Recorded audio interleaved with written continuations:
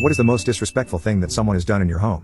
1. Friend must have seen me once put in the code for my spare key lockbox, and I came home to her in my effing house. We're not even close.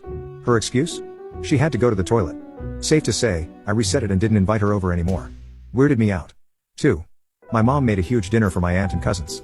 They showed up 2 hours late, told my mom, "Oh sorry, the boys can't eat that much right now," and just went in our fridge and made them sandwiches instead. 3. Constantly unplugging electronics. First it was the thermostat. She didn't like the sound the water heater made, then the Wi-Fi, because she believed the CIA was snooping on her, and finally my fridge. She was saving the environment. 4. It was after an awful spinal surgery I went through when I was 12.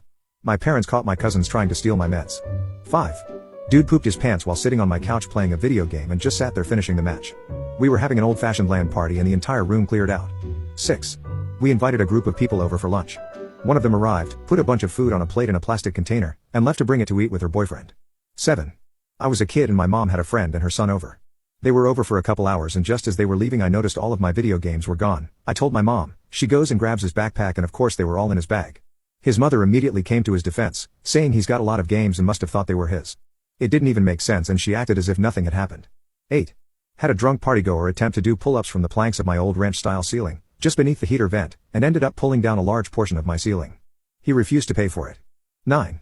Not my home but I was renting a house and the landlady kept turning up unannounced and would let herself in, and would give the key to people doing work on the house without telling us so we would, without warning, have strangers let themselves into the house.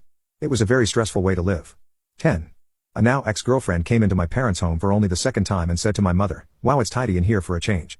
I could see in my mother's eyes the thought process of how to slap her to the next century without making a scene. Thankfully she laughed it off but that was a big red flag for me and my ex.